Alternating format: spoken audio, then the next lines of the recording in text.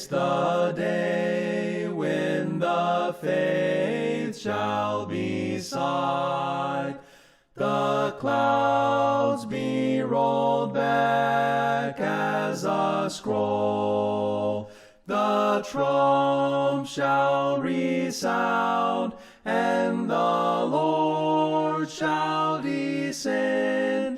Even so, it is well with my soul. It is well with my soul. With my soul. It is well with my soul.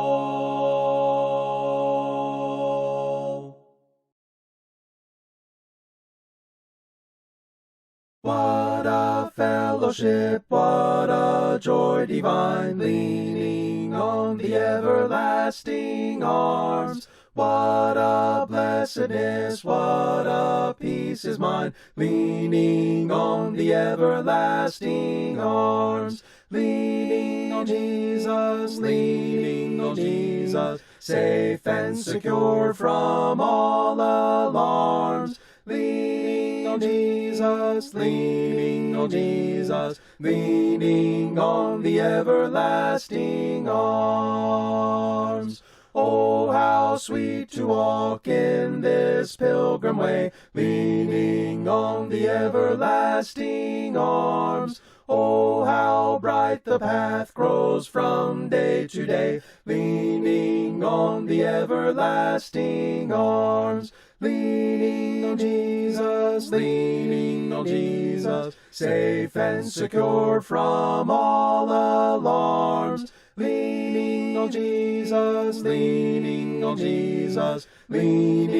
on the everlasting arms. What have I to dread? What have I to fear? Leaning on the everlasting arms. I have blessed peace with my Lord so near. Leaning on the everlasting arms. Leaning on Jesus, safe and secure from all alarms. Leaning on Jesus, leaning on the everlasting arms.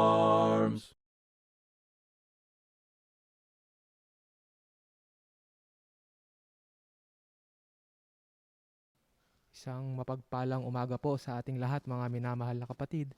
At tayo po'y magpapasimula na sa ating gawain ngayong araw ng linggong ito.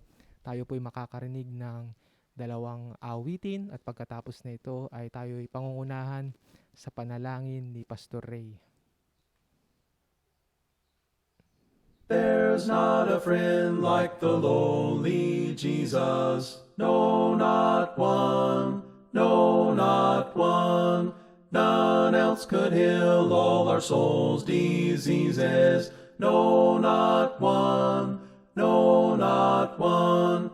Jesus knows all about our struggles. He will guide till the day is done. There's not a friend like the lowly Jesus. No, not one. No, not one.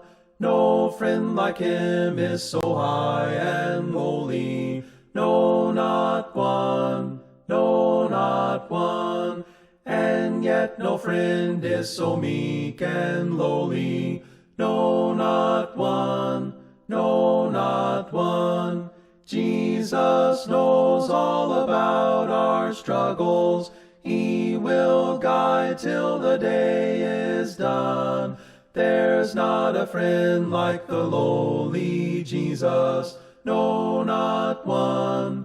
No, not one. There's not an hour that he is not near us. No, not one. No, not one. No night so dark but his love can cheer us. No, not one. No, not one. Jesus knows all about our struggles. He will guide till the day is done. There's not a friend like the lowly Jesus. No, not one. No, not one. Each step I take, my Savior goes before me, and with his loving hands he leads the way. And with each breath I whisper, I adore thee. Oh, what joy to walk with him each day. Each step I take, I know that he will guide me to higher ground. He ever leads me on, until someday the last step will be taken. Each step I take just leads me closer home. At times I feel my faith begin to waver, when up ahead I see a chasm wide. It's then I turn and look up to my Savior. I am strong when he is by my side.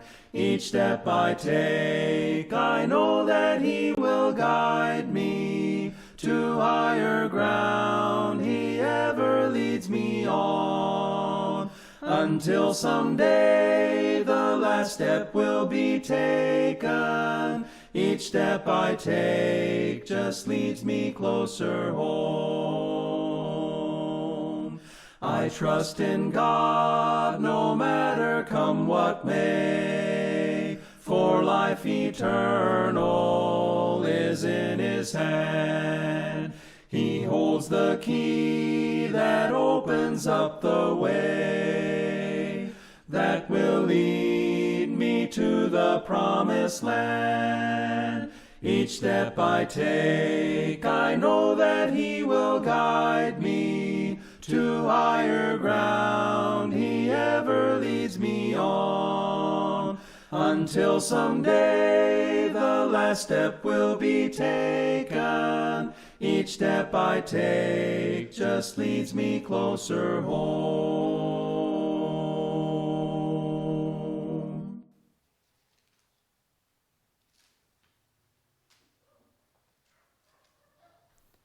Tayo po ay umukot manalangin. Dakilang Diyos, amang banal na makapangyarihan sa lahat. Maraming salamat po sa mapagpalang umaga na patuloy niyo pong pinasilay sa bawat isa. Maraming salamat din po na sa araw na ito na kami ay nagpupuri at nagpapasalamat sa iyong dakilang pangalan, Ama. Maraming salamat po sa pagkakataon na nagsama-sama kaming muli sa pamamagitan ng live stream upang purihin ka at pasalamatan, Ama. Maraming salamat din po sa blessing na walang sawa niyo pong pinagkakalob sa bawat isa sa amin. Maraming salamat din po sa isang linggo na patuloy na pag-iingat, higit sa lahat, pag-iingat sa aming mga mahal sa buhay, pag-iingat sa mga kapatid namin bilang isang mga Kristiyano, Ama. Sa oras na ito, Ama, nandito kami sa inyong harapan na patuloy na naglilingkod sa iyo sa mga oras na ito. Patuloy po namin dinadalangin, Ama, na kayo po ang manguna at pumagitna sa aming gawain sa mga oras na ito. Patuloy po namin dalangin, Ama, na ang mga anak mo pong gagamitin na magpapahayag ng inyong mga banal na salita. Patuloy po namin dinadalangin na patuloy mo po silang pagkalooban ng karunungan at kalakasan na nagmumula sa iyo. Naway ang bawat pakinggan po namin na inyong salita, ito po ay magamit namin sa aming buhay sa pang-araw-araw. Higit sa lahat ng pagkain ng aming mga kaluluwa. Sa mga kapatid po namin na hindi po namin kapiling sa mga oras na ito, Ama, Patuloy po naming dalangin na patuloy mo po silang ingatan at gabayan. Patuloy rin po namin dinadalangin ng mga kapatid namin na nasa banig ng karamdaman sa mga oras na ito.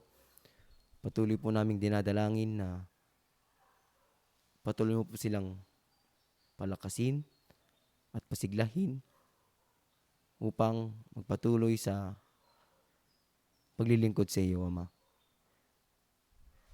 Sa iyo po ang lahat ng papuri at pasasalamat. Pag-isahin niyo po kami sa iisang pag-ibig at iisang pananampalataya. Ito po ang aming samot dalangin sa matamis na pangalan ni Jesus. Amen.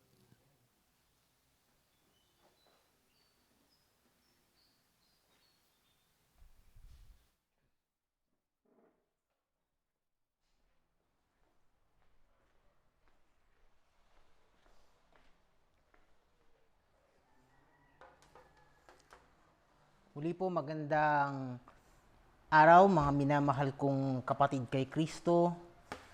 Ang mainit pong pagbati ang ipinapaabot ko sa bawat isa sa atin. Higit sa lahat, ako'y nagpupuri sa ating Panginoon na tayo ay muling pinagkalooban ng mga gitong pagkakataon. Mainam po ang kapanahunan dito at sa pagkakaalam ko, yung ating mga paghihigpit, may mga konting pagluluwag dahil may mga balita na nga rin po ng pagbuti ng kalagayan. Ang ating nga pong pag-asa, kalakip ng malalim na panalangin, ay itong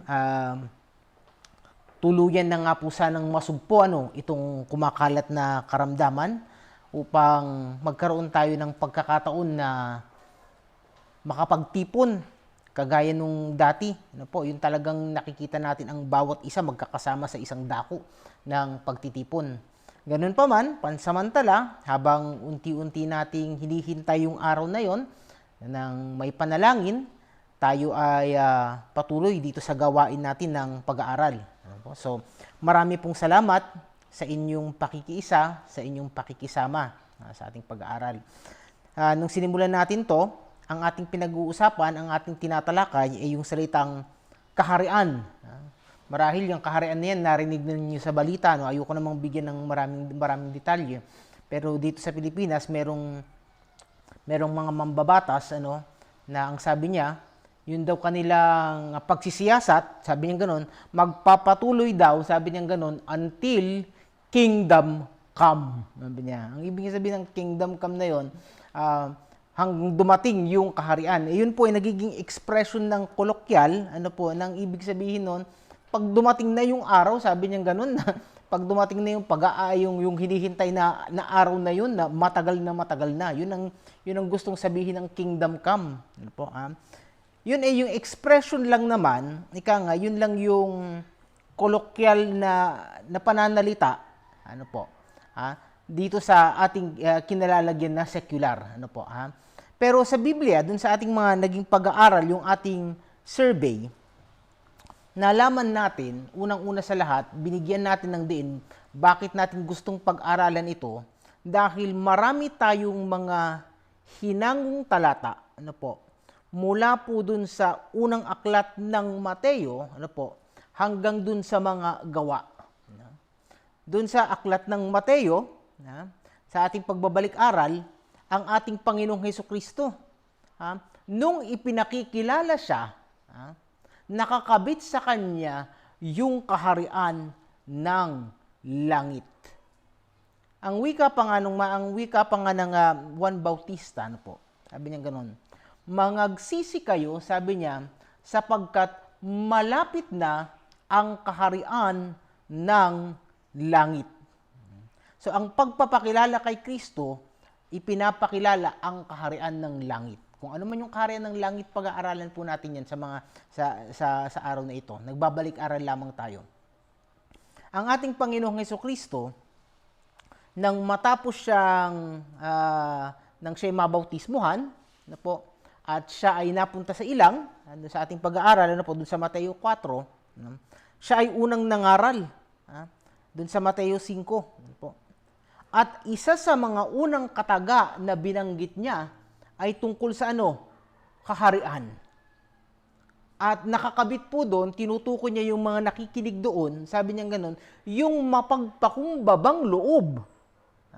Basahin po ninyo Mateo 5, 1, 2, 1, 2 at 3. Yung mapagpakumbabang kaluluwa, yung mapagpakumbabang espiritu, yung taong bukas yung kanyang kaisipan. Dun sa pangangailangan ng kanyang kaluluwa, sabi niya ganun, sa kanila ang kaharian ng langit. Again, makikita mo dito, in the kingdom of heaven pala attitude matters. Okay? Kung ano yung ugali mo, hinihingi pong requirement yan, may nakaugnay dyan ang kaharian ng langit. Kumbaga, ang gusto niya sabihin, may mga katangian, may mga palatandaan na nagsasabi, itong taong ito, nasa kaharian ng langit. Madali po palang magsabi, ikaw ay nakabilang sa kaharian ng langit, gaya ng napakadaling sabihin na ikaw ay mananampalataya ni Kristo. Pero may mga katangian pong hinihingi upang masabi na ikaw ay nasa kaharian ng langit. Ang kaharian ng langit, mahalagang bagay po yan, dahil binanggit ng ating Panginoong Hesukristo yan sa kanyang mga unang pangaral. Hindi ko isinasangtabi, mahalaga mga minamahal ang pananampalataya, mahalaga ang pagsisisi, mahalaga ang bautismo. Isang bagay yan na hindi ko alam bakit ang mga mananampalataya sa panahong ito o yung mga nagtuturo, isinasangtabi yan. Mahalaga ang bautismo, ang ating Panginoong Hesukristo. Na walang kapintasan, na walang pagkakasala, nagpabautismo. Kanya mahalagang bagay yan. Ang banal na hapunan, mahalagang bagay yan. Ang pagtitipon, mahalagang bagay yan. Ang pananambahan, mahalagang bagay yan. Pero ang ating Panginoong Hesukristo, nang siya ay nangaral, ang binanggit niya ang kaharian ng langit. Ang ating Panginoong Hesukristo pa, nung sa ating pag-aaral din, yung paglapit sa Diyos, meron pala dapat tamang damdamin, tamang pag-uugalian po. At doon yung ating natutunan nung siya'y nagtuturo sa kanila ng manalangin, ano ang sabi niya sa kanila? Magsidalangin kayo, sabi niya, na ganito. Ama namin na nasa langit, sambahin nawa ang pangalan mo, dumating nawa ang kaharian mo, gawin nawa ang iyong kalooban, kung paano sa langit, gayon din naman sa lupa. Ibig kong idagdag ito, itong Matthew 6 verse 9 and 10, dahil bigla kong naalala yung pag-aaral ng mga kapatid ng aklat ng Salmo, At yung Salmo, meron kasi siyang style na tinatawag nilang parallelism, Kumbaga, pag may sinabi siya na isang bagay, inuugnay niya yung isang bagay din. Kumbaga, yung isang linya, inuugnay niya yung isang linya. Parang ganito, malapit ng eleksyon. Halimbawa ganito. Kunyari lamang nangangampanya ko. Arnel Tibayan, maaasahan. So, kinakabit ko doon yung pangalan ko doon sa konsepto ng maaasahan. Maaasahan, Arnel Tibayan. Kunyari lamang po. Yun po yung konsepto, yung mababaw na pagpapaliwanag ng parallelism. Now, bakit ko sinasabi itong konseptong ito ng parallelism? So ito, nagiging tradisyon sa kanila, lalo na yung Salmo, sabi nga dun sa ating pag-aaral, it is the most heavily quoted. Ito yung pinaka-madalas na binabanggit. At dahil siyang madalas na binabanggit kasi nakaugnay dito yung templo, yung kanilang pananambahan. At yung pananambahan na yun, isa yun sa mga katangian, isa yun sa mga palatandaan ng kanilang kaharian, kasaysayan ng bayan ng Israel. Ngayon, kanya ko sinasabi yan, ganito po yung parallelism, sabi niya, pag magdadalangin ka, sabi niya gano'n, sambahin nawa ang pangalan mo. Pag sinamba mo ang pangalan ng ating Ama, yun po ay ang iyong pananalangin. Yun yung parallelism niya. Okay? Yung sa verse 10, sabi niya ganon, dumating nawa ang kaharian mo. Ha? Gawin nawa ang iyong kalooban. Again, pumapasok dito, dito po sa kaharian na ito, nagbibigay ng indikasyon ng ating Panginoong Hesukristo. Sabi niya, ang gumagawa ng kanyang kalooban, yun yung nasa kaharian. Ang nasa kaharian, yung gumagawa ng kanyang kalooban. Yun po yung parallelism doon. Kumbaga sila ay magkasabay. Magkatapat. Yun po yung hamon sa bawat tao na inaangkin niya at sinasabi niya na siya ay nasa kaharian. Itong konseptong ito yata ng kaharian, mahabang pagsasalita ito ng ating Panginoong Hesukristo. So mula Matthew 5 hanggang 7, hanggang 8, hanggang dulo ng 7, okay? Nagsasalita siya dito. At lagi niyang nababanggit itong kaharian ng langit. Kanina nabanggit na natin dun sa pasimula pa lamang. Sa kalagitnaan, binanggit niya ito ng paglapit sa Diyos. Nung nasa mga dulong talata na siya, mga dulong pananalita na, dun sa Matthew 6 pa din, verse 33, anong sabi niya doon? Datapwat. Hanapin muna ninyo ang kanyang katwiran at ang kanyang kaharian. Ang kanyang kaharian at ang kanyang katwiran. So ang pagiging tama sa Diyos, yun po yung paghahanap ng kanyang katwiran. Ang totoong hinahanap ang kaharian ng Diyos, hinahanap ang kanyang katwiran. Kung ano yung tama sa Diyos, yun ang ginawa mo, nasa kaharian ka. Recently, bago siguro nagkaroon ng pandemya, may nabalitaan akong pangyayari doon sa United Kingdom, doon sa UK. Tayo kasing mga Pilipino, tayo is yung mga tinatawag nilang traditional family, yun yung kultura natin. Kumbaga, hindi lamang dun sa ating pamilya, hindi lamang si nanay, si tatay, yung mga kapatid. Kung minsan, sama-sama tayong isang compound. Madalas yan, lalong-lalo na ngayon, pag mga ganitong matatapos ang taon, nagtitipon-tipon tayo. Nandyan si lolo, si tita, si Chay. Kumbaga, tayo ay traditional, yung malaking pamilya. At malaki ang pagpapahalaga natin, lalong-lalo na sa mga nakakatanda sa atin. Nabuo natin yung kulturang yan. Pag mas matanda, lalong mas mataas yung pagpapahalaga natin sa kanila.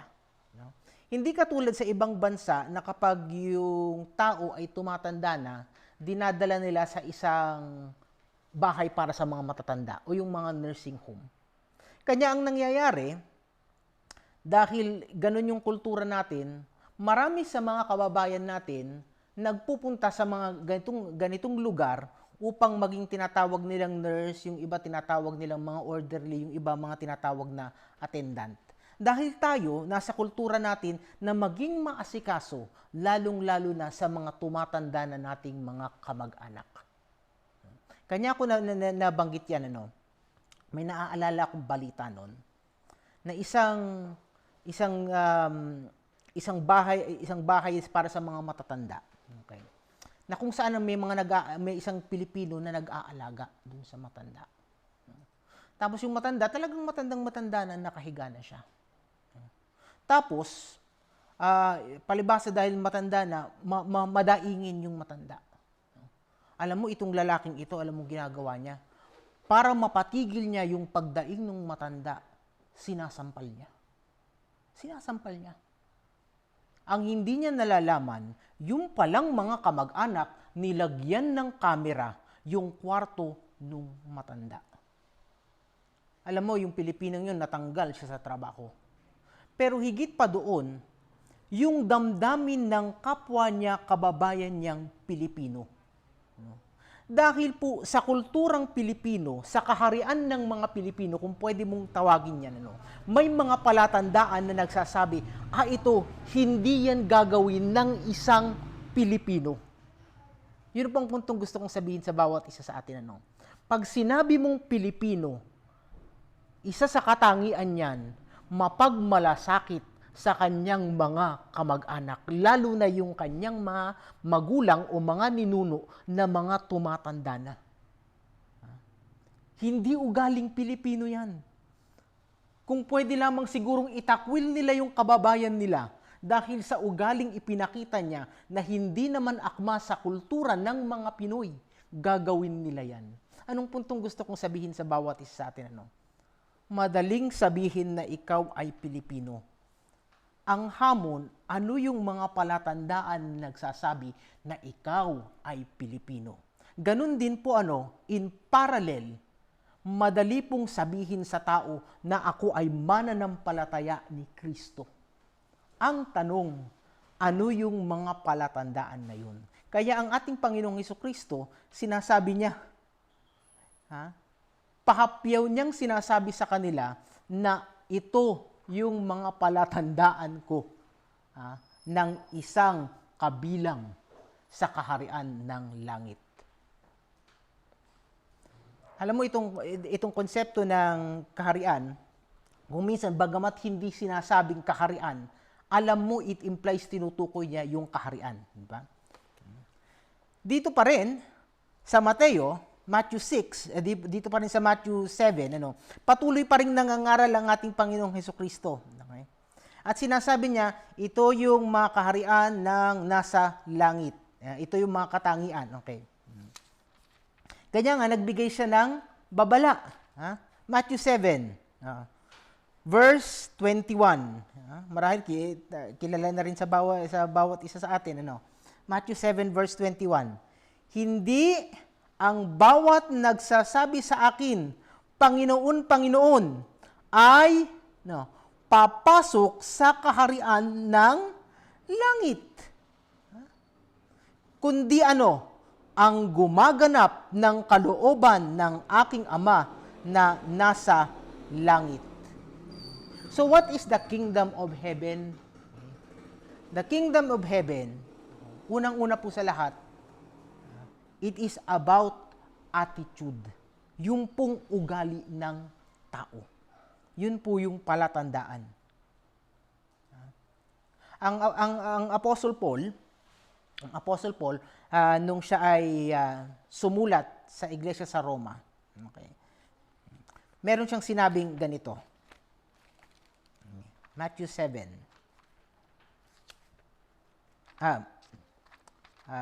Romans. Romans.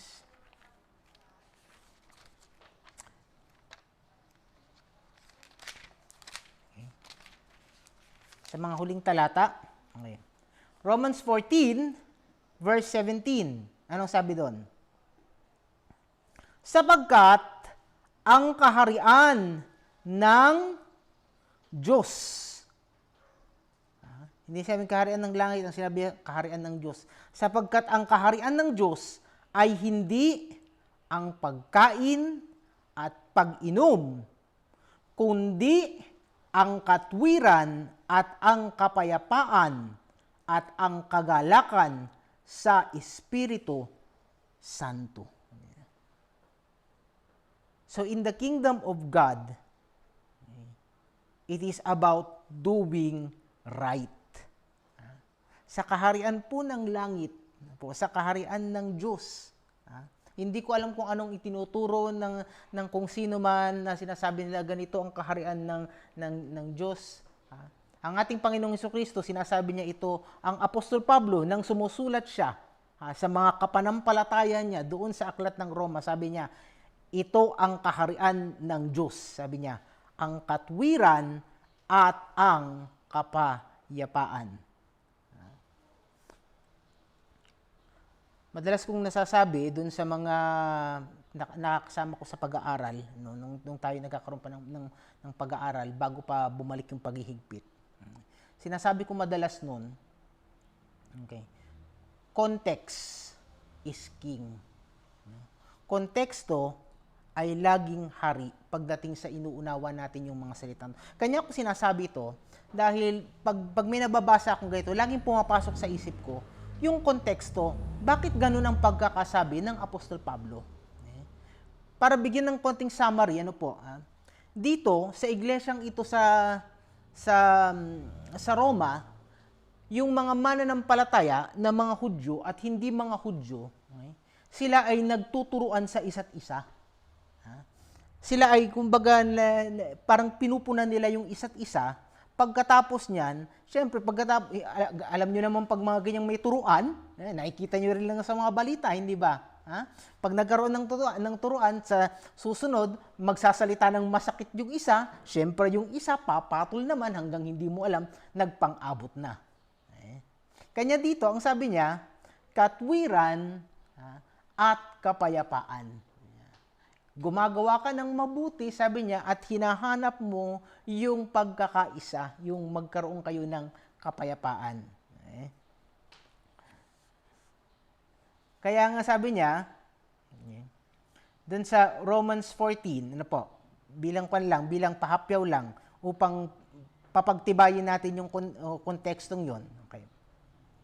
Romans 14, verse 7, ganito ang sabi niya, sapagkat ang sino man sa atin ay hindi nabubuhay sa kanyang sarili at sino man ay hindi namamatay sa kanyang sarili. So again, in the kingdom of God, inuuna mo yung iba kaysa sa sarili mo. Yun po yung kanyang pangangatwiran. Okay.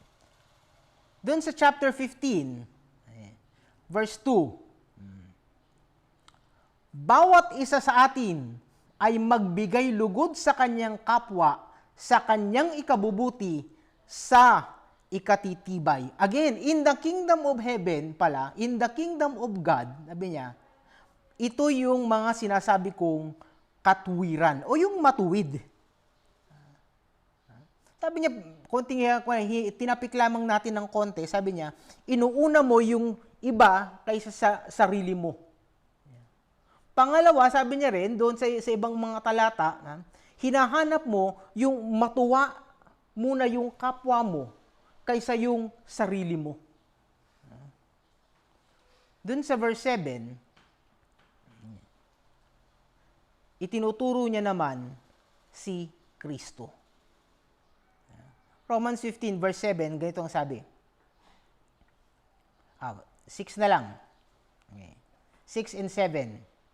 Upang kayo na may isang pag-iisip sa pamamagitan ng isang bibig ay luwalhatiin ninyo ang Diyos at Ama ng ating Panginoong Hesukristo.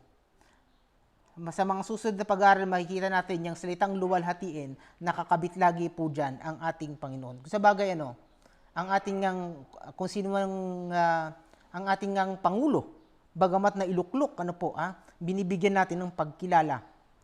So, ang ating Panginoong Hesukristo sa kanyang kalagayang hari, binibigyan natin ng kaluwalhatian. Pero higit po doon, itinuturo sa atin na gawin nating halimbawa si Kristo. Kung paano tayo makitungo sa isa't isa sa kanyang kaharian. Verse 7, sa ganito'y mangagtanggapan kayo, gaya naman ni Kristo, na tinanggap kayo sa kaluwalhatian ng Diyos.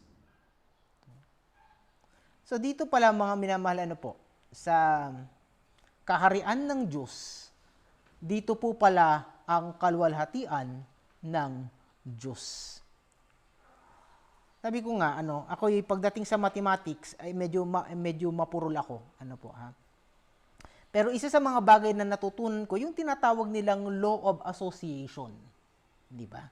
Parang A is equal to B, B is equal to C, therefore A is equal to C. Yung mga ganon, inuugnay.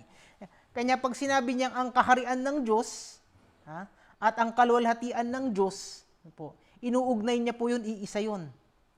The glory of God and the kingdom of God. So, unang-una po nating matututunan dito, sa kaharian ng langit, is yung tamang attitude. Ngayon, ang tanong sa atin, anong attitude? Ano yung saan natin dapat ipapakita yung ating ugali? Okay. Ilan po sa mga talata na yun, okay, ay hahanguin natin ngayon dito. Unang-una sa lahat, isa sa requirement, so, isa sa mga katangian, isa po sa dapat nating ugaliin, ay kung paano natin tingnan ang hari.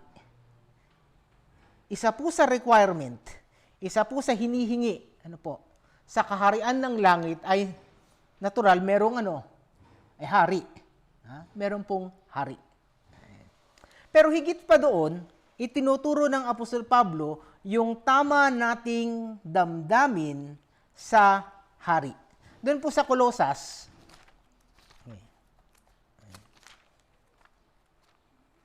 Colossians chapter 1,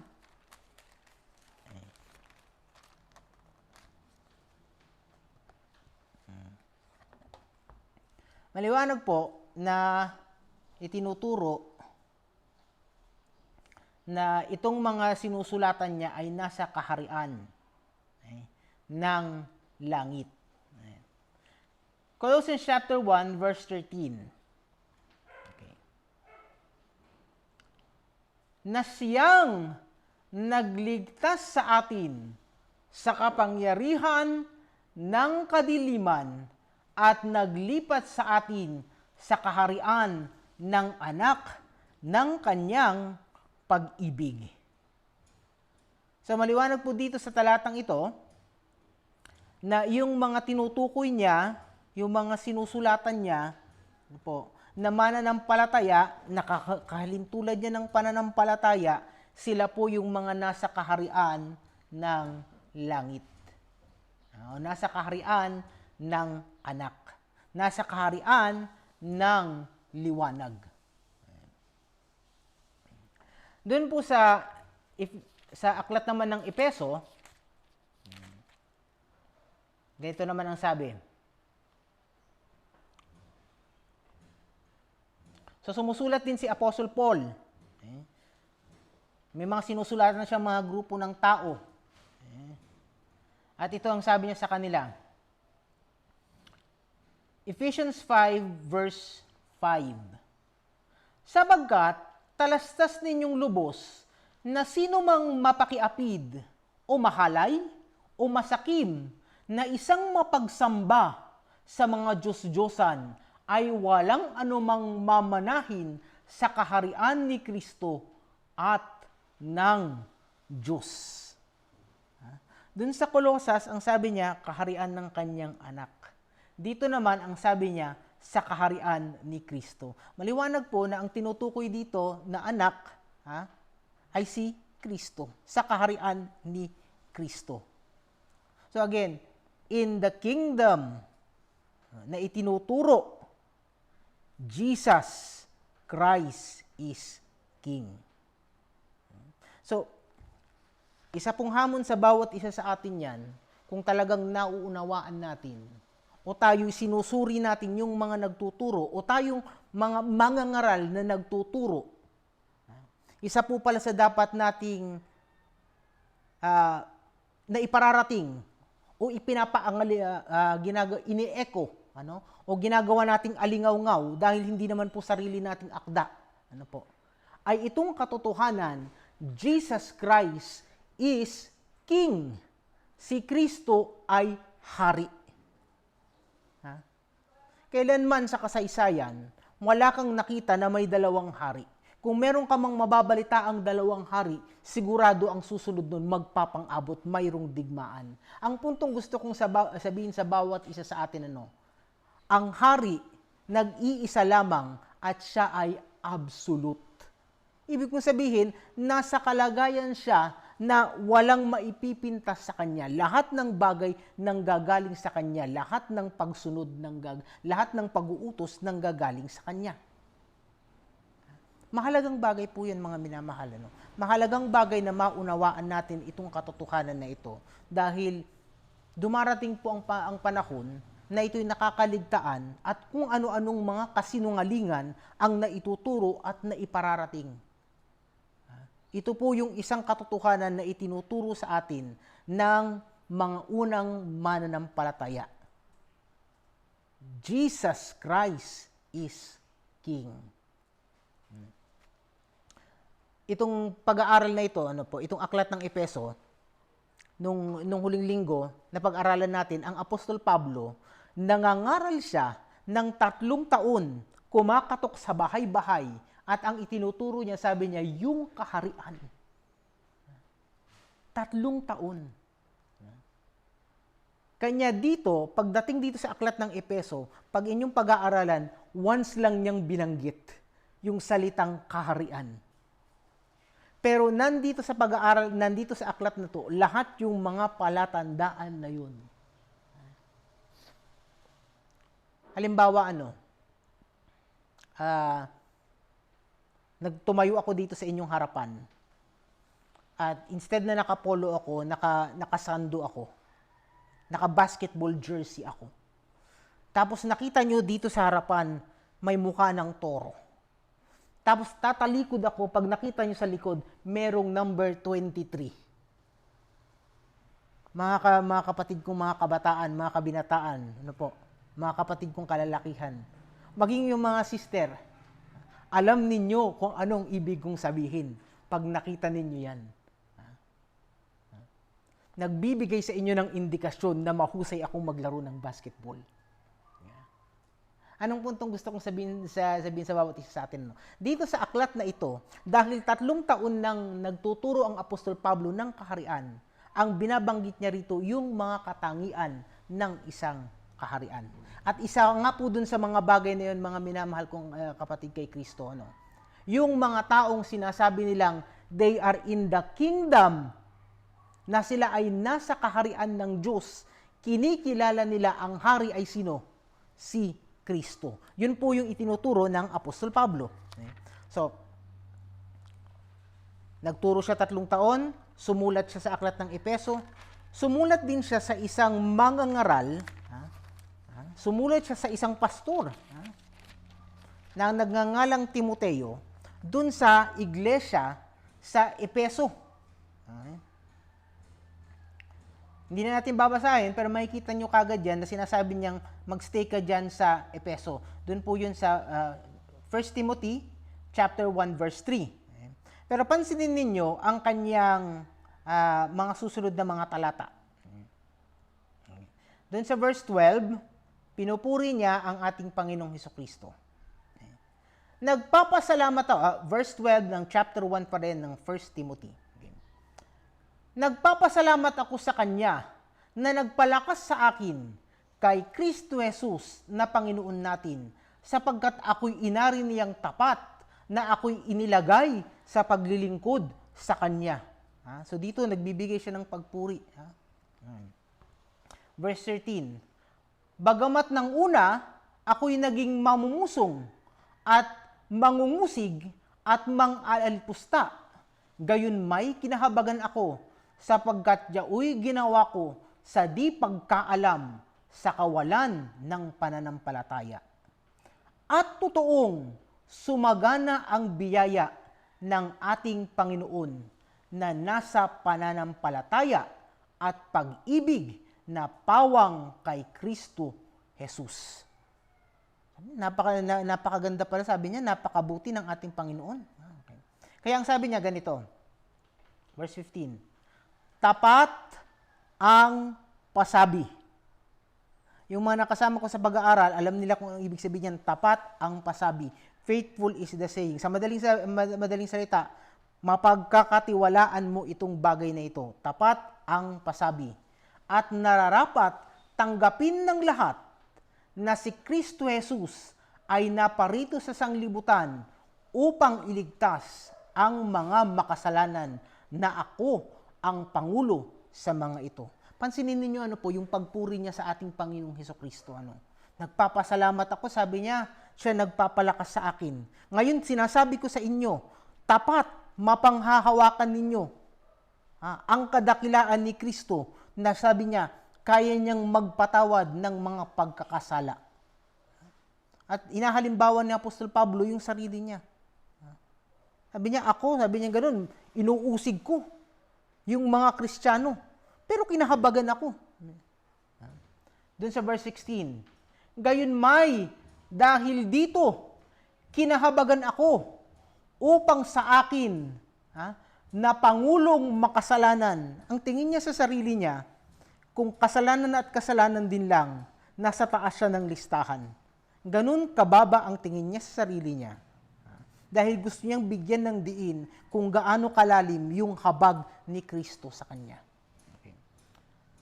Upang sa akin na pangulong makasalanan ay maipahayag ni Hesukristo ang buong pagpapahinuhod niya na halimbawa sa mga nagsisisampalataya sa kanya sa ikabubuhay na walang hanggan. Sabi niya, tingnan ninyo ko. Tingnan ninyo ko, sabi niya, ginawa akong alagad. Kahit ganito ako, binago ako ni Kristo. Siguro nung makita niya lahat yung bagay na yan, sabi nung tumutulad dito, bigla raw siyang napatigil. Tapos siguro hindi niya lubos na ma-absorb. Hindi niya lubos na hindi sapat yung kakayanan ng kanyang kalagayan bilang tao upang ma-appreciate niya lahat yung kabutihan ng ating Panginoong Hesukristo. Dito po pumapasok yung tinatawag na doxology. Bigla siyang napapuri. Bigla siyang napaawit. Marahil ginabayan ng banal na espiritu, ipinaunawa sa kanya. Itong katotohanan na ito, at itong katotohanan na ito, mga minamahal, ibig kong iparating sa bawat isa sa inyo. Verse 17, ito ang tingin niya sa ating Panginoong Hesukristo. Ngayon, pinupuri niya na po dito ngayon, sa haring walang hanggan, walang kamatayan, di nakikita sa iisang Diyos ay ang kapurihan at kaluwalhatian magpakailanman. Amen. Kaya alam nyo, nakakatakot na bagay. Nakakatakot na bagay, mga minamahal kong kapatid kay Kristo, kapag merong mananampalataya o merong nagtuturo ng pananampalataya na ibinababa si Kristo. Na sinasabing merong pang katotohanan labas kay Kristo. Nakakatakot na bagay yan. Kasi si Apostol Pablo, hindi niya ginawa yan. Itinaas niya si Kristo. Gaano kataas? Hindi niya sinabing pangulo. Hindi niya sabing tagapanguna. Sabi niya, hari. Ngayon ang hari. Ako'y nagagalak. At hindi pa rin mawala sa kaisipan ko na may mga kapatid tayo sa harap ng pandemyang ito. May mga bagong kapatid na tumanggap pa rin kay Kristo. Isinuko nila ang sarili nila sa isang hari. So unang-unang siguro may tuturo ko sa bawat isa sa atin, in the kingdom of God, Jesus is King. Kinikilala natin si Hesukristo lamang. Doon sa aklat ng Hebreo, na may mga taong nagsasabi na ito raw ay si Apostol Pablo. Malinaw na sinasabi niya kung sino man yung nandito sa sinusulatan niya sa Hebreo, nandito sila sa ganitong kalagayan. Meron silang kinalalagyan o meron silang kinabibilangan. Okay. Ganito sabi niya, Hebrews 12. Okay.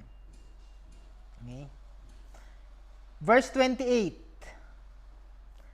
Kaya't pagkatanggap ng isang kaharian.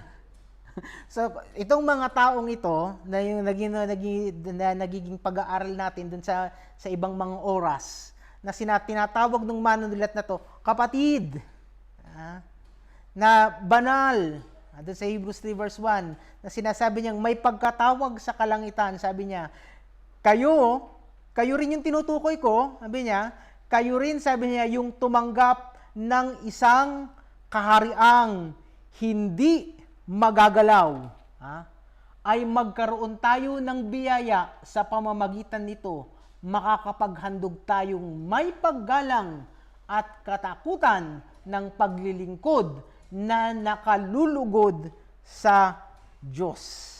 Again, sa kaharian po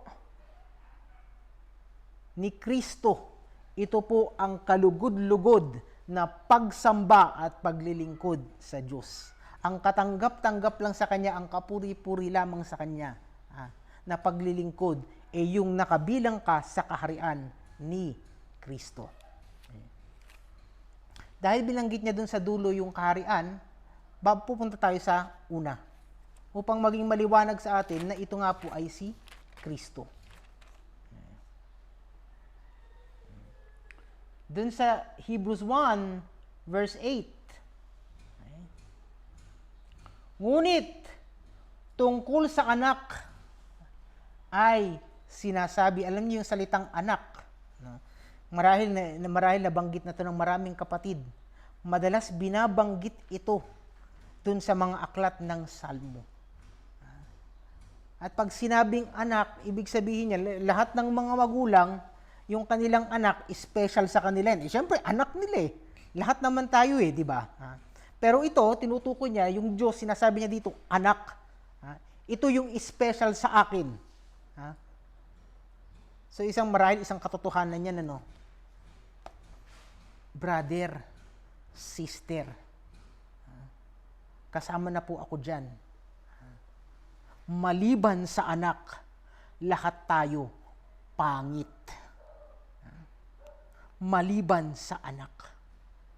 Kaya pag pag-aaralan mo yung Salmo, ang tinuturo sa atin, sumama tayo doon sa anak upang tayo ay maging kalugod-lugod sa Diyos. Itong anak, pansinin niyo ang sabi niya. Hebrews 1, verse 8. Hebrews 1, verse 8. Ngunit, tungkol sa anak, ay sinasabi niya, ito yung tingin ko sa aking anak.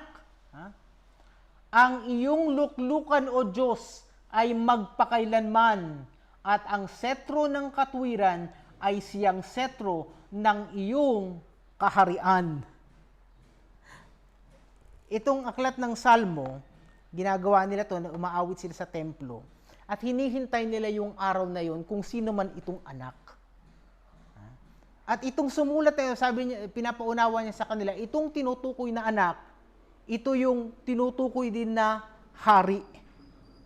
Again, in the kingdom of God, Jesus Christ is King.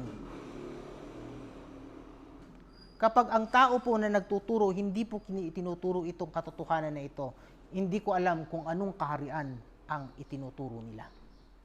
Pero sapat na po sana sa araw na ito, mga minamahalan na po, pagkilala natin sa kaharian ng langit, sa kaharian ng Diyos, sa kaharian ng kanyang anak, ang hari si Kristo. At tayong lahat nagpapasailalim sa kanyang anak. Yun po yung kalugod-lugod sa ating Panginoon. Labas po doon, hindi po itinuturo yan ng ating Panginoon ni ng kanyang mga apostol. Marami pong salamat sa inyong pakikiisa sa ating pag-aaral. Bagamat tayo ay naka-livestream, kaya nga kung may mga pagkakataon po na nagkulang ang inyong lingkod o may mga katanungan kayo, iparating po ninyo. Iparating po nyo sa mga kapatid at ating pong pagsisikapang pag-aralan at ipaunawa. Muli po, maraming salamat sa inyong panahon. Ang pagpapala nawa ng ating Panginoong Hesukristo ang mapa sa bawat isa sa atin. Tayo po ay dadako na sa ating pangwakas na panalangin para sa ating pag-aaral. Salamat po, O dakilang Diyos, sa araw na ito. Salamat po sa katotohanang ipinaunawa mo sa amin. Salamat, dakilang Diyos, na ibinigay mo ang iyong bugtong na anak, ang aming hari. Aming pinupuri ka, amang banal, sa iyong pag-ibig sa bawat isa sa amin, na sa pamamagitan niya, kami nga amang banal ay may pag-asa at may paglapit sa iyo. Ang amin pong panalangin, Ama, tulungan mo kami maging tapat sa aming pananampalataya sa iyo. Hinahanap ang iyong katwiran, hinahanap po ang iyong kaharian. Sa aming pagpapatuloy ng aming gawain, patuloy mo sanang ipagkaloob ang iyong pangunguna, maging ang iyong kapayapaan. Muli, ang lahat aming itinataas. In Jesus' name, Amen.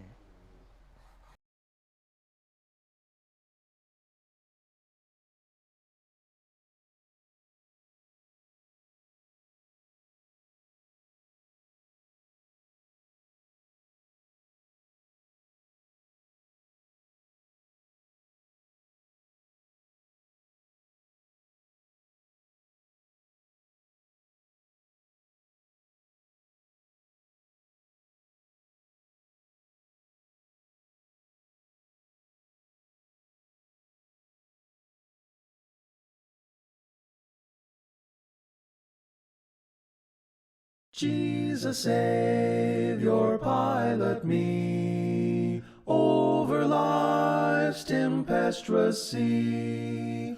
Unknown waves before me roll, hiding rock and treacherous shoal. Chart and compass came from thee. Jesus, Savior, pilot me. As a mother stills her child, thou canst touch the ocean wild. Boisterous waves obey thy will, when thou sayest to them, be still. Wondrous sovereign of the sea, Jesus, Savior, pilot me.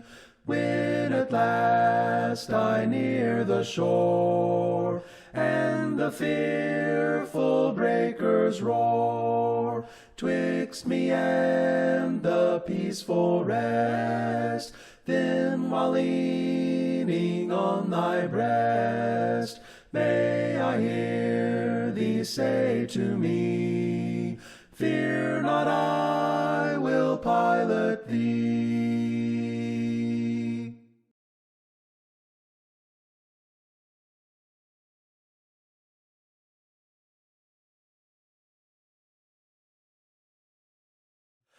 When we behold the wonders of creation, the flowers that bloom, the raindrops as they fall, the spacious skies and life's perpetuation, we cannot doubt that God controlled it all.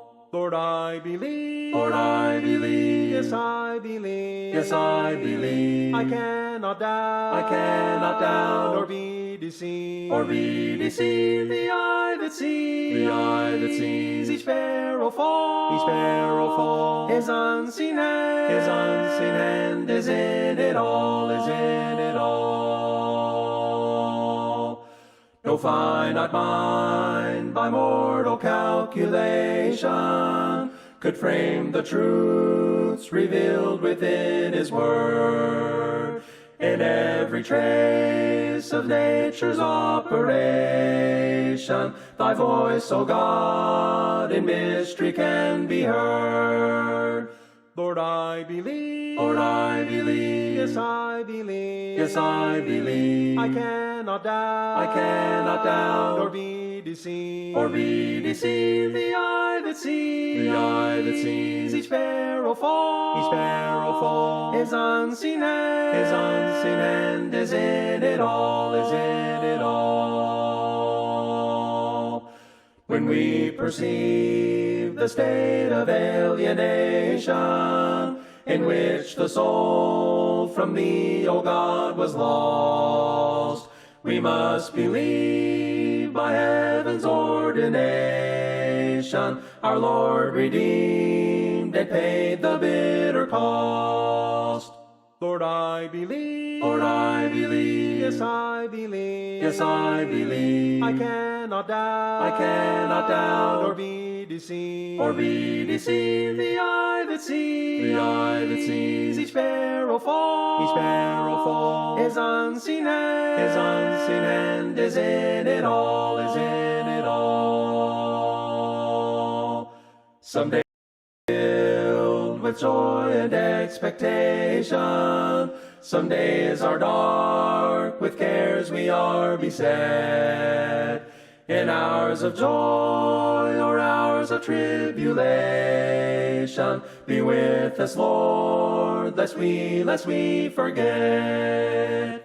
Lord, I believe. Lord, I believe. Yes, I believe. Yes, I believe. I cannot doubt. I cannot doubt. Or be deceived. Or be deceived. The eye that sees. The eye that sees each sparrow fall. each sparrow fall. His unseen hand. His unseen hand is in it all, is in it all.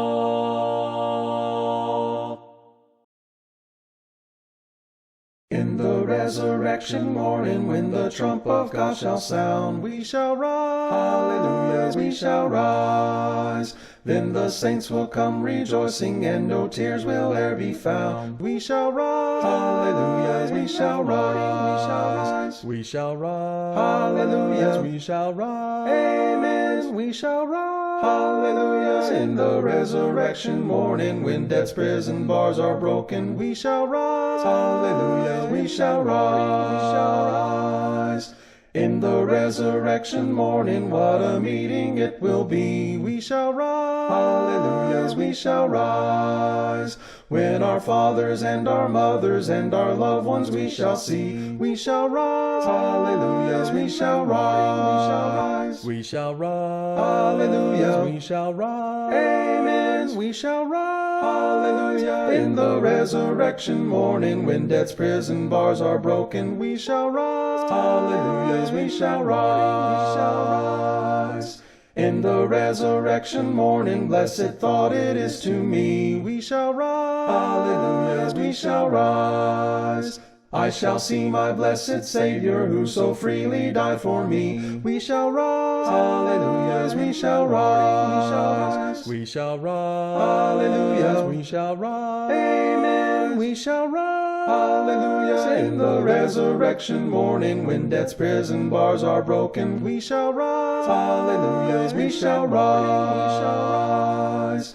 In the resurrection morning, we shall meet him in the air. We shall rise. Hallelujah, we shall rise and be carried up to glory, to our home so bright and fair. We shall rise. Hallelujah, we shall rise. We shall rise. Hallelujah. We shall rise. Amen. We shall rise. Hallelujah, in the resurrection morning, when death's prison bars are broken, We shall rise. hallelujah, we shall rise.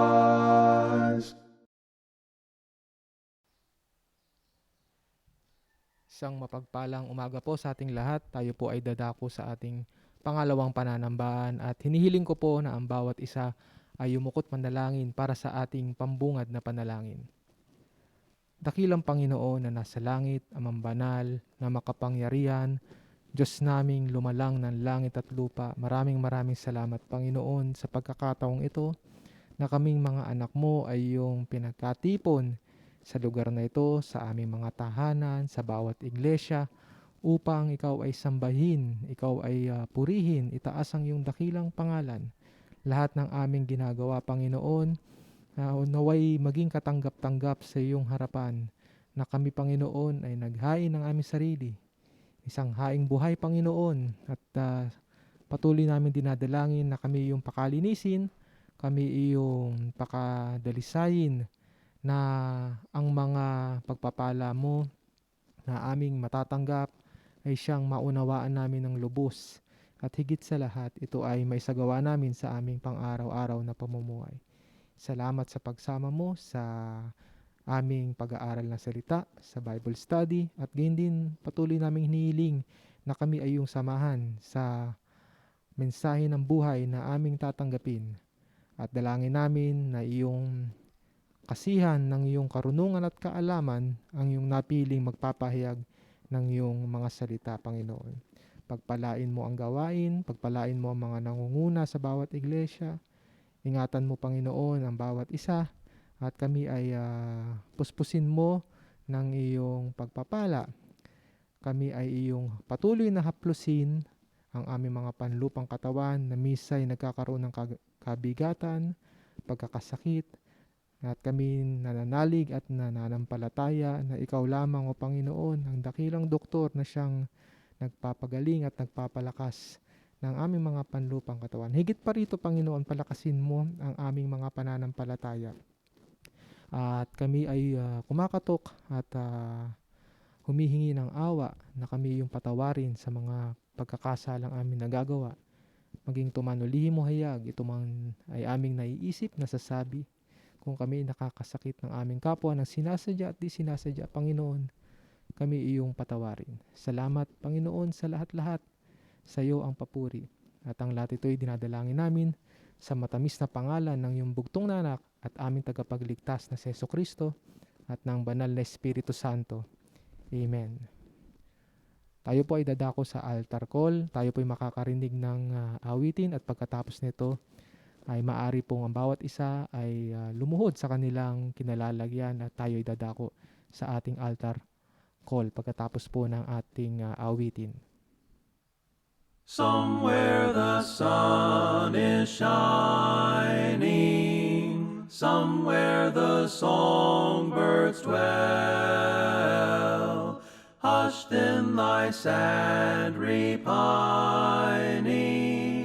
God lives and all is well. Somewhere beautiful, somewhere beautiful isle of somewhere, land of the true, where we live anew.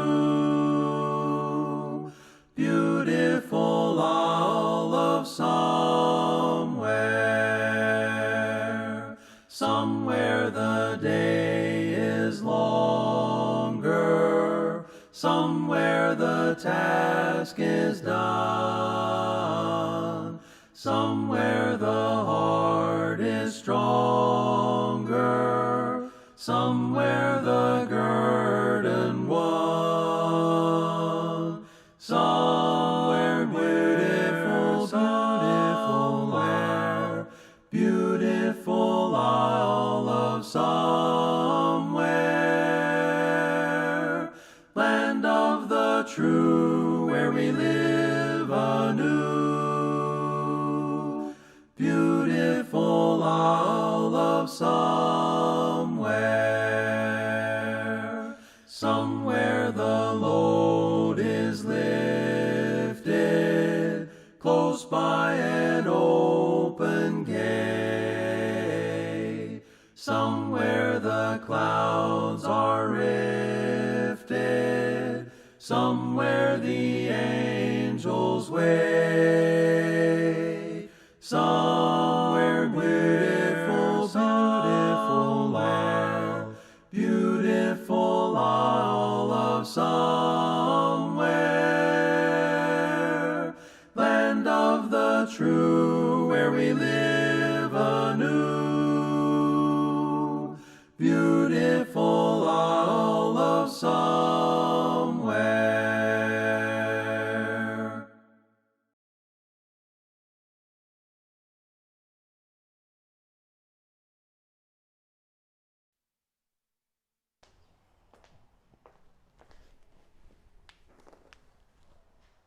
Tayo po ay yumukot manalangin.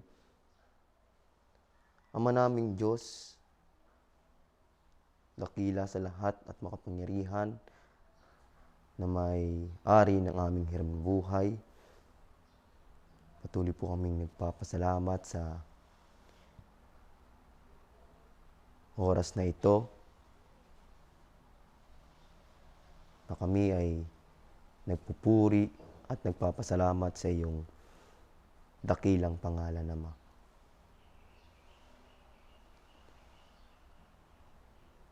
Maraming salamat po sa isang linggo na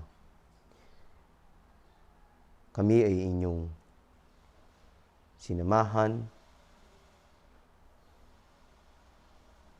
na patuloy na purihin ka at pasalamatan sa bawat oras na lumilipas sa aming mga buhay.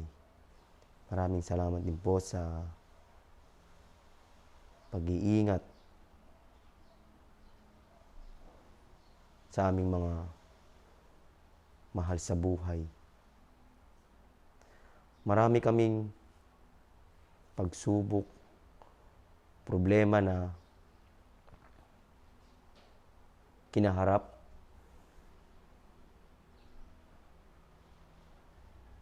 Alam po namin, Ama, na nandyan ka, na tutulong. Ang mga problema na aming kinaharap ay papagtagumpayan namin sa tulong niyo po, Ama.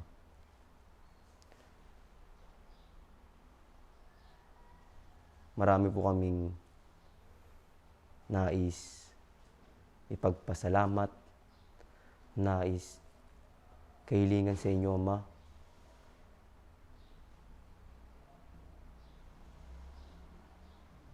Maraming salamat po sa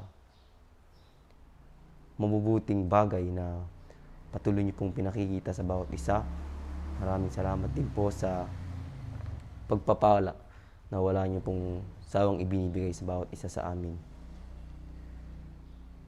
Patuloy po ng dalangin, Ama, na sa mga oras na ito, tulungan niyo po kami na maging karapat-dapat sa iyong paningin.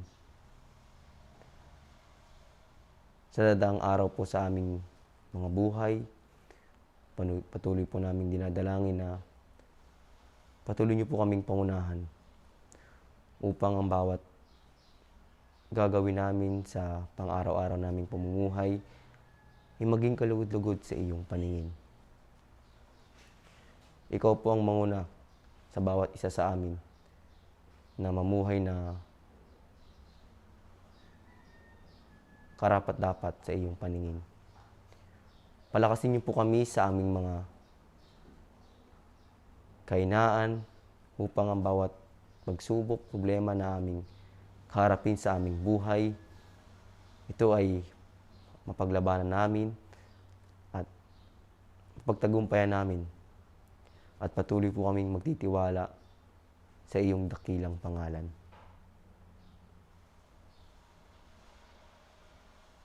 Pagtayo po namin sa aming mga kinahuluhuran sa mga oras na ito, naway natanggap na po namin ang aming mga kahilingan. Buksan niyo po ang inyong darawangan ng langit at ibuhos ang biyaya at pagpapala sa bawat isa sa amin, Ama. Sa iyo po ang lahat ng papuri at pasasalamat. Patawarin niyo po kami sa aming mga nagagawang pagkukulang at pagkakasala sa inyo. Maging lihim man ito hayag, Ama. Ito po ang aming samot na langin sa matamis na pangalan ni Jesus, na aming Diyos at tagapagligtas. Amen.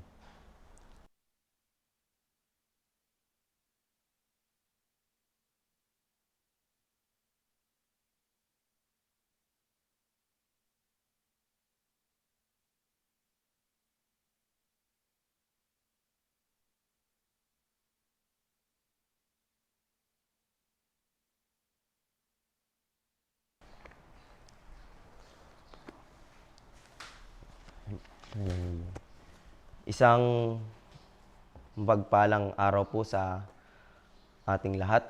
Isang kagalakan sa bawat isa sa atin na tayo ay nagtipon. Hindi man tayo magkakasama lahat, pero tayo ay nagkakaisa na purihin at sambahin ng ating dakilang Diyos. Ang teksto pong pagbabatayan ng ating mensahe sa oras na ito ay matatagpuan po sa aklat ng Mateo, Kabanata 16, talata 24. Ganito po ang kanyang sinasabi. Sinabi ni Jesus sa kanyang mga alagad, "Kung ibig ninumang sumunod sa akin, limutin niya ang ukol sa kanyang sarili, pasanin ang kanyang krus at sumunod sa akin. Pagpalain po ang tekstong nabasa. Napakaganda po ng sinabi sa nabasa. Diba sinabi po sa una, sinabi ni Jesus sa kanyang mga alagad, kung ibig ninumang sumunod sa akin, lilimutin niya ang ukol sa kanyang sarili.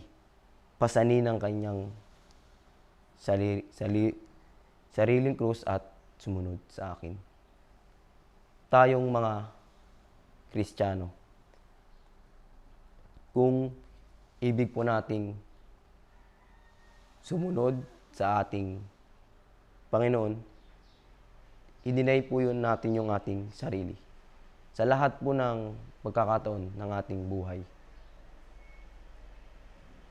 Ituon po natin yung ating sarili sa ating Panginoon. Kung makikita po natin yung buhay ni Esteban, siya ay nangaral, pinangaral niya yung salita ng ating Panginoon. Sa panahong iyon, ang mga ngaral ay tinutugis.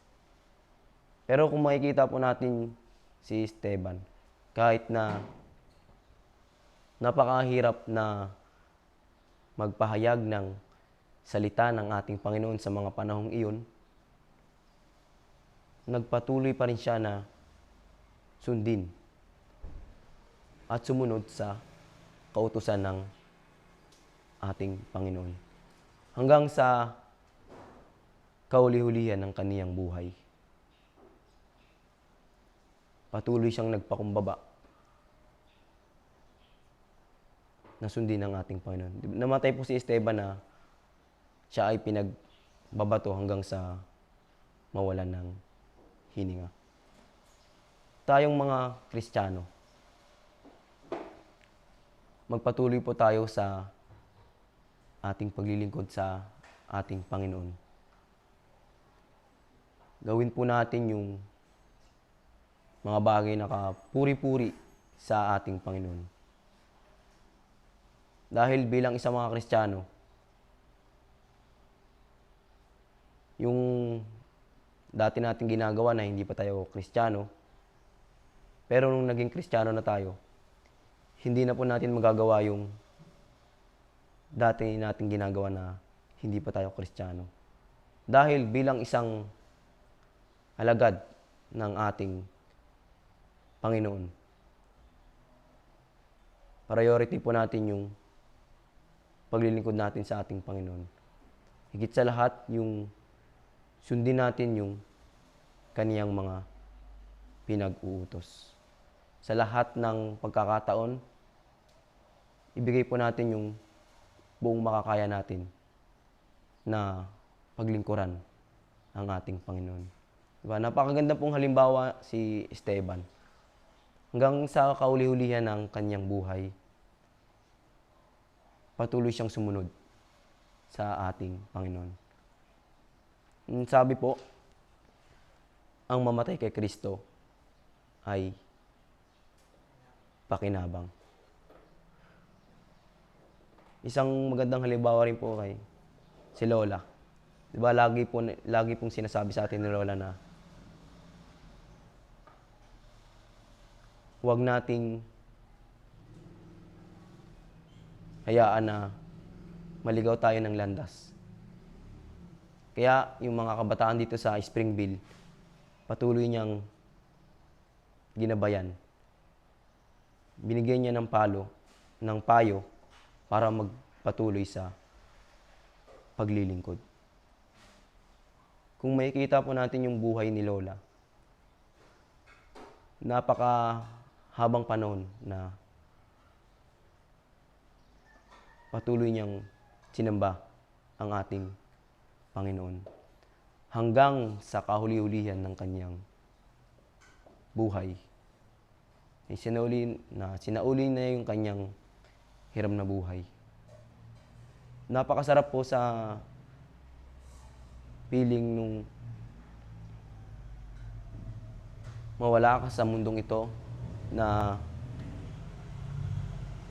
sinauli mo ng maayos ang iyong hiram na buhay.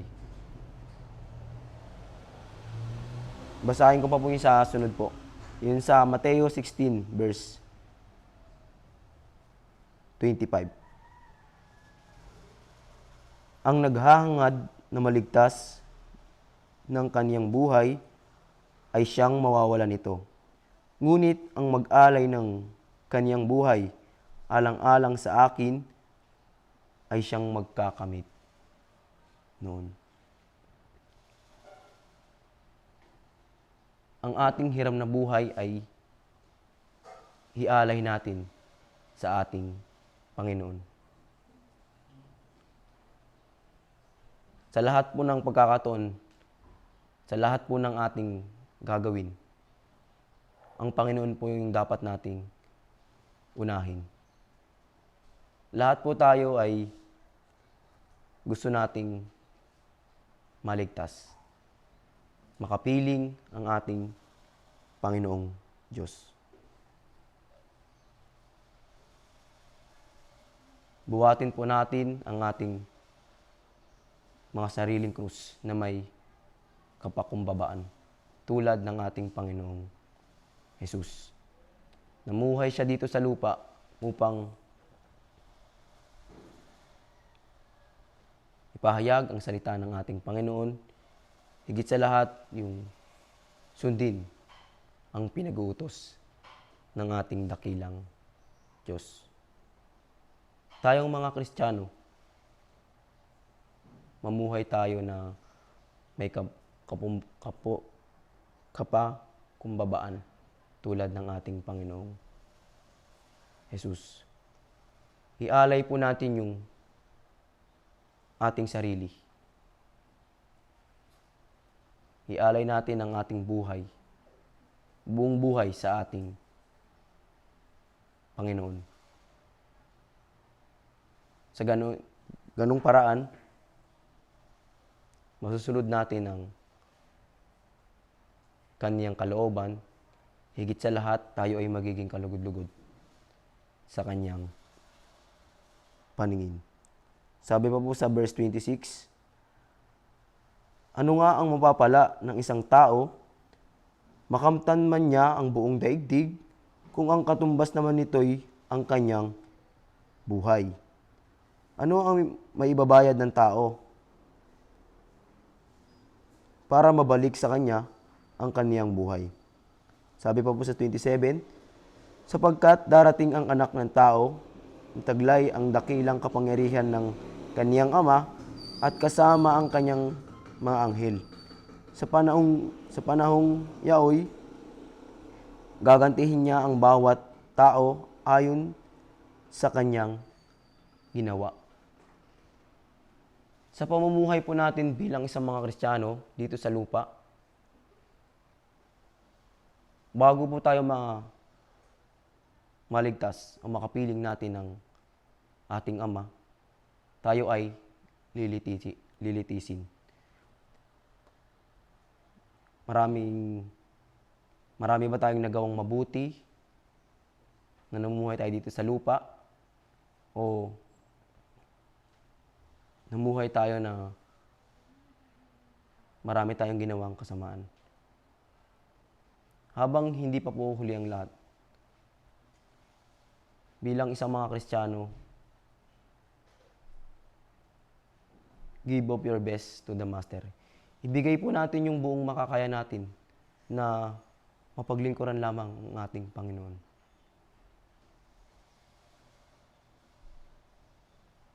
Higit sa lahat,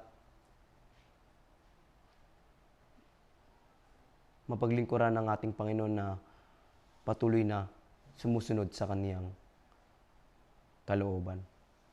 Tayong mga Kristiyano, para tayong estudyante. Tapos merong tagapagturo. Yung pastor po yung nagsisilbing guro para may pahayag yung salita ng ating Panginoon. Yung mga nakikinig po, kayo po yung nagsisilbing estudyante ng bawat mapakinggan na salita ng ating Panginoon. Ito po ay isinishare natin sa mga taong nakakasalamuhan natin. Bilang isang mga Kristiyano, ibigay po natin yung buong makakaya natin sa ating paglilingkod sa ating Panginoon. Buhatin po natin ang ating mga sari-sariling krus at buong makakaya nating paglingkuran ng ating Panginoon. Sa bawat araw na nilipas sa ating mga buhay, marami tayong kakaharaping problema, pagsubok. Lagi po nating tandaan, walang pagsubok na hindi natin kayang lagpasan. Nandiyan ang ating Panginoon, handa niya pa tayong tulungan sa lahat ng oras. Kung patuloy po tayong magpapakumbaba at patuloy po tayong magtitiwala sa kaniyang dakilang pangalan. Sa Diyos po ang lahat ng papuri. Maraming salamat po sa ating lahat.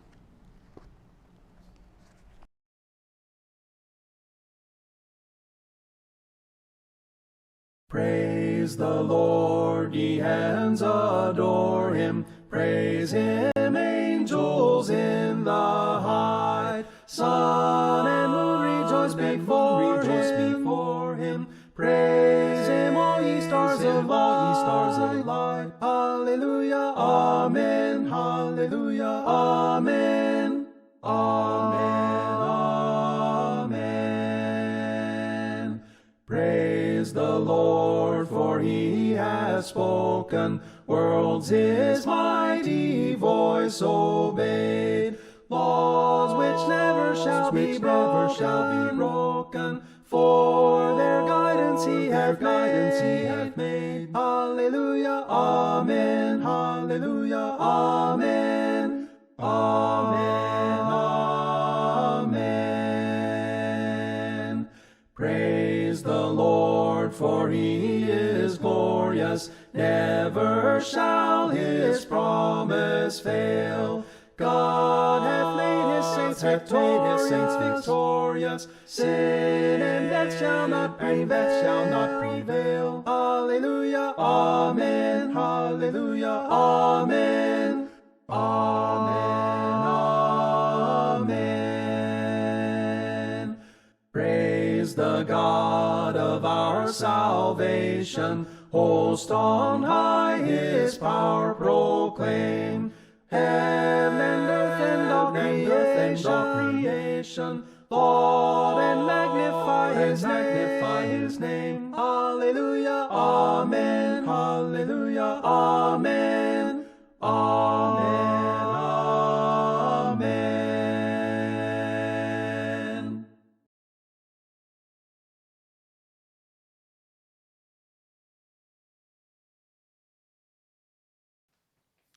Tayo po'y mag-alay ng panalangin. Salamat po, O dakilang Diyos, sa mapagpalang araw na iyong pinagkaloob sa amin. Salamat Amang Banal sa pagkakataon na kami nga ay binigyan mo ng kaparaanan upang sa harap ng mga hamon at mga paghihigpit na umiiral, ikaw ay nagbibigay sa amin ng pagkakataon upang ganapin ang pagpuri at paglilingkod na itinataas ang iyong katotohanan at ang iyong banal na luklukan.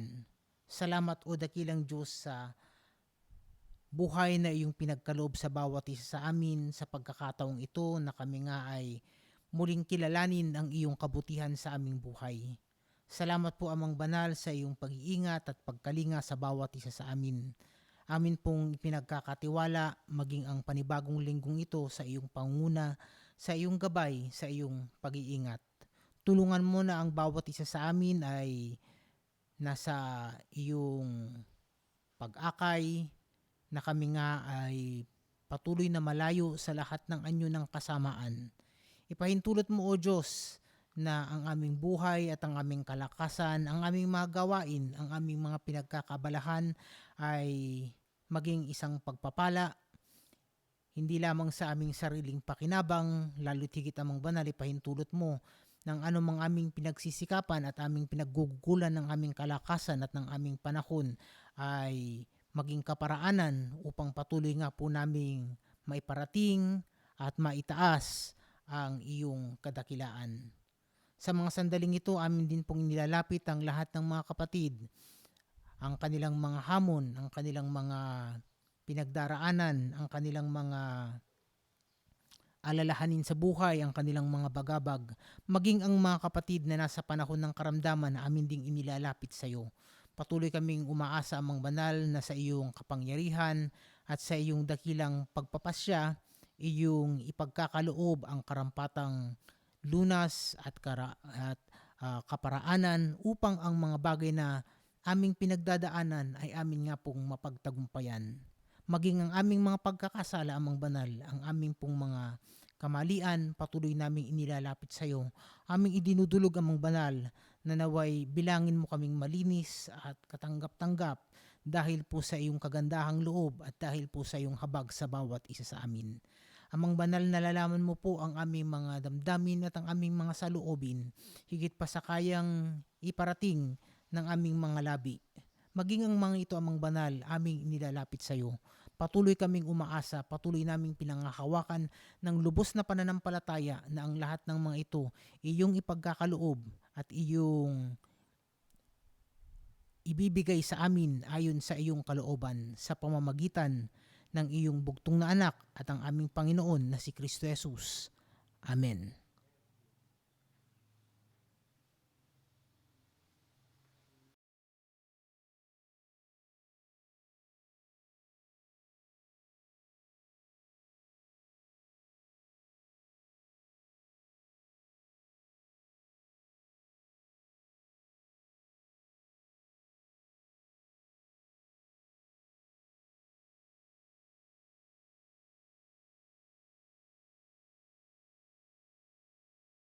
My spirit rejoices in God, my Savior, my soul magnifies the Lord. My spirit rejoices in God, my soul Glory be magnifies to the God the Lord. Father, My and spirit glory be rejoices to in God my the Savior, Son. my soul Glory be magnifies to the God the Lord. Spirit. My spirit Glory be rejoices to in God. my soul Glory magnifies be to the God Lord. the Father, My and spirit glory be rejoices to in God the my Savior, Son. my soul Glory magnifies be to the God the Lord. Spirit. My spirit Glory be rejoices to in God. my soul magnifies the Lord. My spirit rejoices in God. My Savior, my soul magnifies the Lord. My spirit rejoices in God. My soul